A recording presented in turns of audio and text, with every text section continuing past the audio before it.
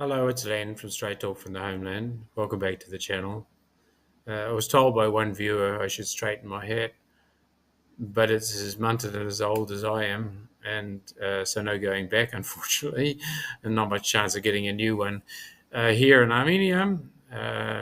Today we're going to talk about probably one of the most important things for any person who has any caring for this country and the Armenian people, and that's national security. How is it that you can have national security without a strong economy, right?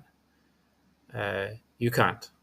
As Eric Hakobian on CivilNet often mentions, you need to build your strength economically.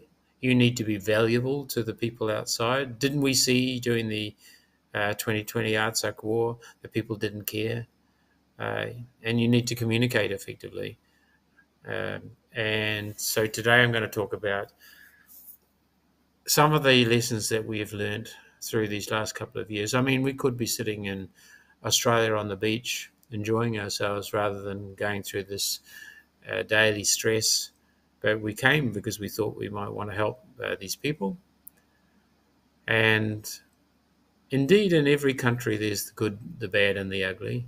The good here being that there are opportunities. I mean, we've come to a beautiful place, 300 days of sunshine, middle of winemaking. It's always been a dream to have our own vineyards, small as they are, but right next to the world's oldest winery. But if this was the West, if this was a developed country, there'd be so many people here, it'd be almost overrun. And we see people struggling everywhere.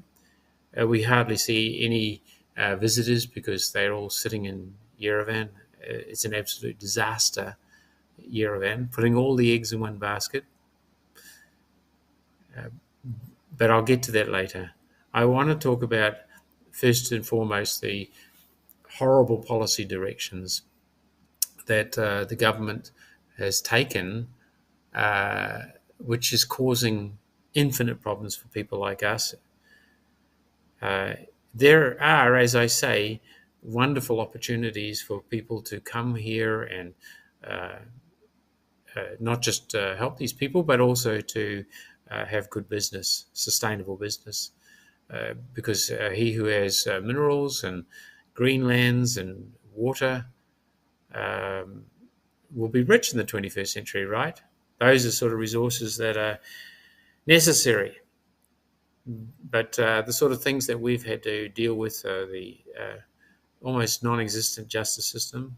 I mean, if investors knew that their bank account could be frozen without you doing anything wrong by false complaint, no evidence, no court hearing, and even no notification, then do you think so many investors would come here? I think not. Oh yeah, we've had to deal with this for the last year and a quarter of nonsense court hearings where they shuttle you in for an hour and shuttle you out, just talk about modalities. We haven't even got to the arguments about the court case, which we have copious quantities of evidence for. Discovery should be done before court hearings, not during. So we are under great stress and upset for the Armenian people as to how this justice system works here. I mean, you even have to pay a 3% so kind of court tax as a victim to have a hearing. It's unbelievable. The communication and cooperation with the diaspora, the single most important investment element for Armenia, just isn't as it should be. I mean, I know that the diaspora has its problems. It should not be meddling in political affairs unless they're citizens of this country. And they certainly shouldn't be advocating to go back to the oligarchy world which caused these great weaknesses in the first place. But what I see is a great schism at the moment between the Armenian government and the diaspora, and that just isn't right. The diaspora are precious to Armenia. They have so many excellent people who wish to give and help. And I mean, we just recently had a group of Christians staying here who were helping to build homes, changing people's lives, called Fullers. So bless them. But at the moment I see a huge gap, and it's not right. It's not the way I would run this country. But if I was running this country, first of all, I would fire most people who are in government, from local government through to central government, because there are serious problems with governance here, incompetence. Most of the ministries are just like empty shells. There's a minister who seems to be like running around frightened to do anything.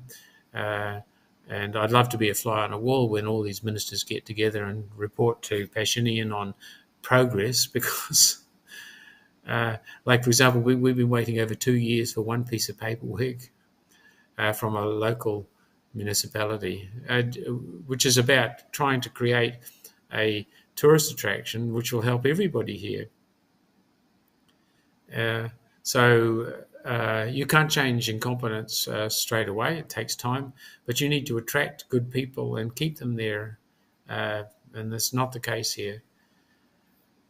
The bureaucracy is something everybody knows about, but when we talk about the paperwork to do simple things, purchasing land, trying to do what would seem to be the positive thing for Armenia, is difficult to do here.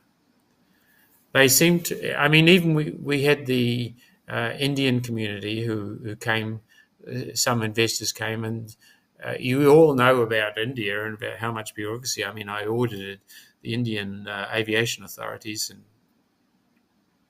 it's fantastic. They learnt from the British about bureaucracy, and they perfected it. Well, the Indians are complaining about Armenian bureaucracy. Can you believe that? So there's a lot of streamlining. I mean, as I say, I wish I could just get in there and kick backside and change a lot of things here. But nobody's going to be listening to someone like me. They're all very important in their offices. That's the problem here. There's just not that consultative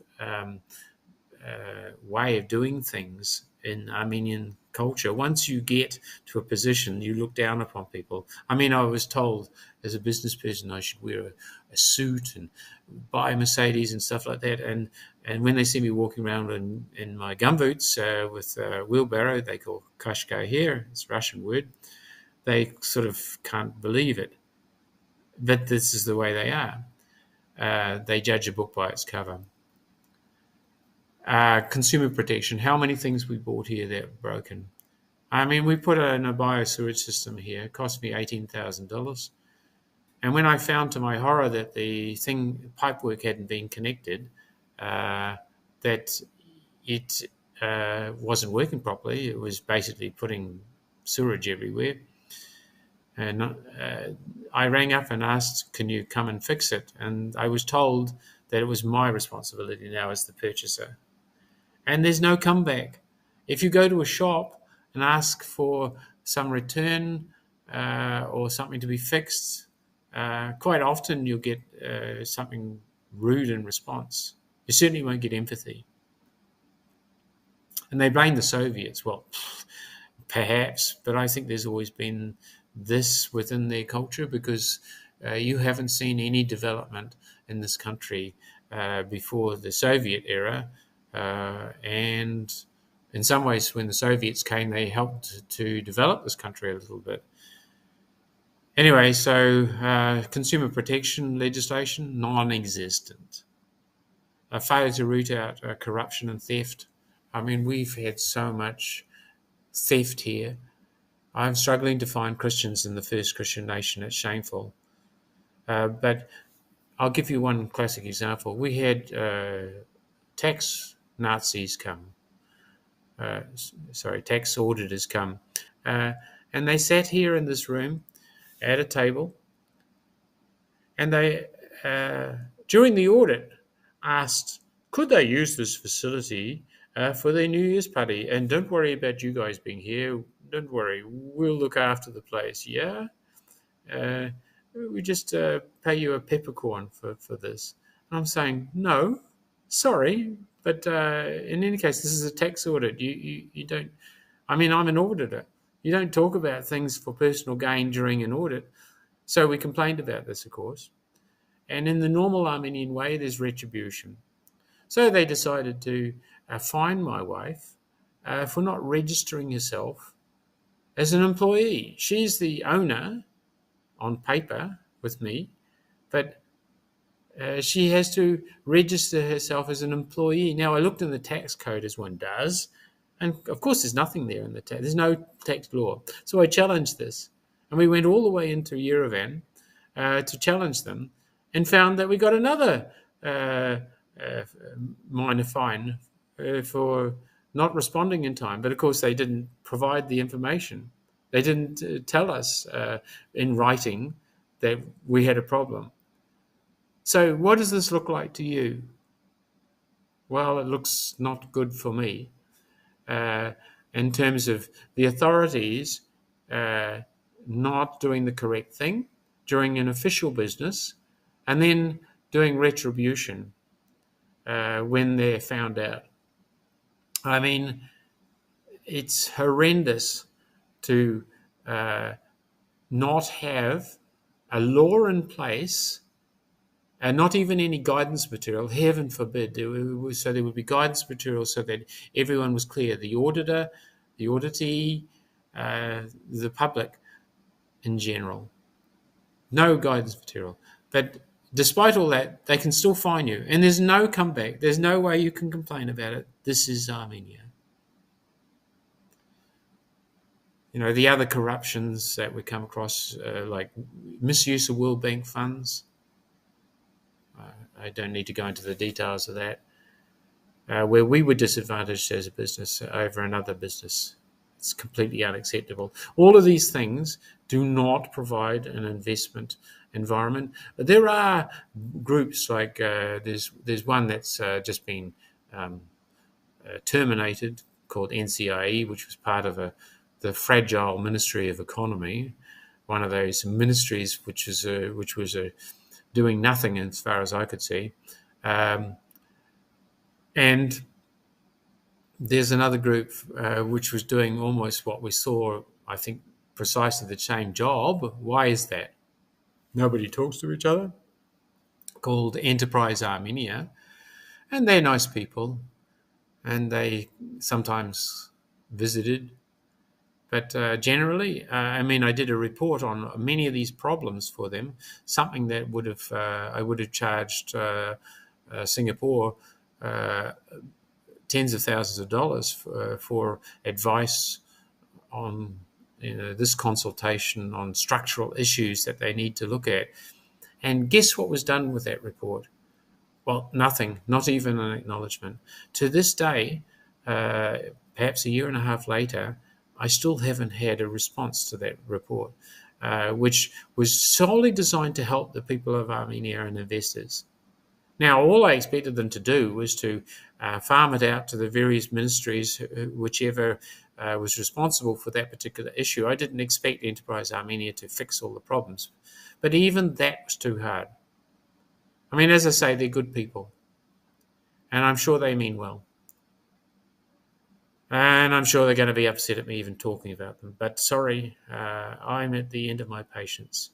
I've had 2 years of absolute rubbish. And people from the outside would not understand the stress involved in trying to deal with these people. I came from a world of aviation for 45 years of professionals surrounding me, and these people are anything but. So let's get down to the key points I wanted to finish with.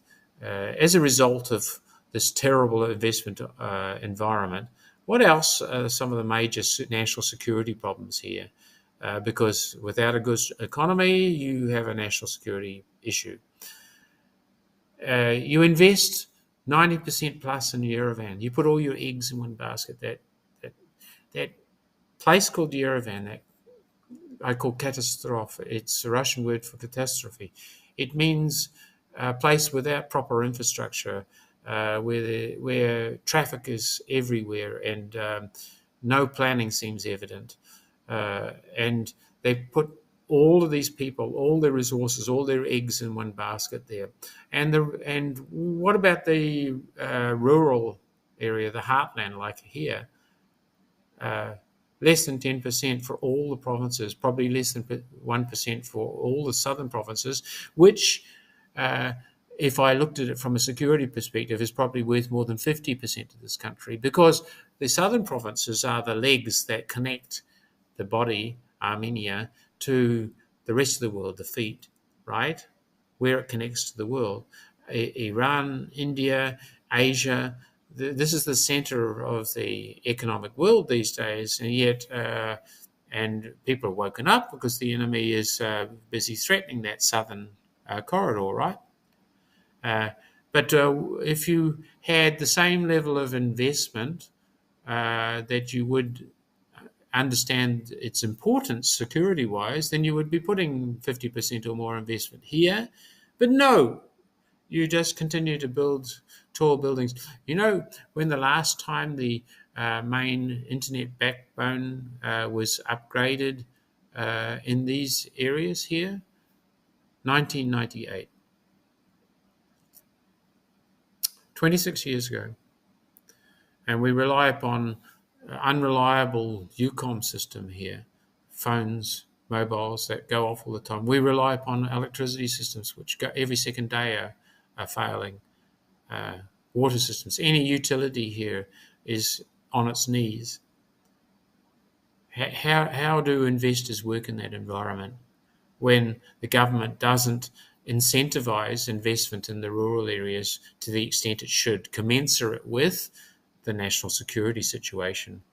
So you depopulate the vital southern areas because all the young people in the villages, they go to Yerevan or even further afield. And who's here to defend these lands? And you make stupid decisions. Sorry, Education Ministry, I'm going to call you out. You can get all upset at me. But how do you justify putting all the universities in one place near Yerevan, in a place called Ashtarakh?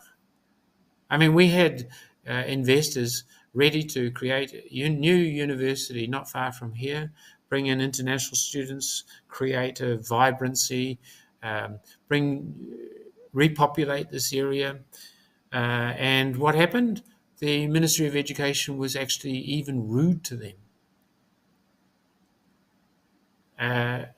These are Indian investors. You know how important India is right now to Armenia, strategically? Yes? And yet these are ministry officials who are so important that they would be rude to investors like that. And they would put all the educational institutions in one place, not far north of Yerevan, so that where do students go in the southern regions? Well, they have to go hundreds of kilometres. What's the opportunity for the families of investors to get educated? I mean, isn't it so that if you have good schooling, people will come, including those with businesses? Yeah, but they're so short-sighted. Some ministry official, without, it seems, consultation, has decided that, and that's it. It's like an edict. So is Armenia a democracy? Or is it one of those authoritarian states pretending to be a democracy? You make your mind up. But the thing that irks me most is that if I use the analogy of the southern provinces, Vaitsor and Sunik, being the legs supporting Armenia, its connection to the outside world, then Vajadzor would be the knees. Without Vajadzor, there's no connection to the feet, right? So we lose Sunik. We already have Artsakh temporarily occupied because you didn't pay enough attention to planning, right? You danced and you sang for 30 years and you didn't do enough planning about the strategies to protect the place, right? And you're doing it again. I mean, yes, there's some attention on Sunik right now. People are rushing down there to create consulates down there, trying to get an influence. But what about Vajadzor? The enemy's just got to go a few kilometres and cut Sunik off. And what will Sunik be? We'll have another rush of refugees. And Yerevan will be surrounded. What will all your investment in Yerevan be like then, when Armenia is basically an unviable country? I mean, we don't need Yerevan so much. Yerevan needs us. And yet look how this area is treated. The tour guides, without thinking for a moment about their patriotic duty to help build this part, they sit in Yerevan and they just promote day trips to this part. Oh, we know because there's people in the food outlets here during the day, but then they all rush back to Yerevan because you apparently can't get any good comfort or any good food outside Yerevan. We'd like to prove people wrong. Our score is 9.7, I'm proud to say, on booking.com. But, you know, we only get the odd foreigner. I'm really ashamed that we had to come here and find this lesson out, that Armenians really don't care about their country. They care about Yerevan, and they only react at the very last minute when it's too late. So I'm hoping that authorities will hear this. I hope the diaspora hears this. I hope you share. I hope you that this makes a little difference, and that the people that I upset understand that I'm talking about this for the sake of this country and the future of the people here. I don't want to upset anybody, but I have to speak the truth, and I have to especially warn other investors, because you can't invest here unless you know exactly what's going on here, and unless there are major changes made. So on a positive note, come and visit. We have wine culture here. Enjoy our beautiful nature. Outside the windows, you can see the ibex on the mountain, and get away from that chaotic city called Yerevan. We hope to warmly welcome you to Armenia and Vajadzor, and hopefully people will understand how important this area is. Thank you for listening. This is Len from Straight Talk from the Homeland.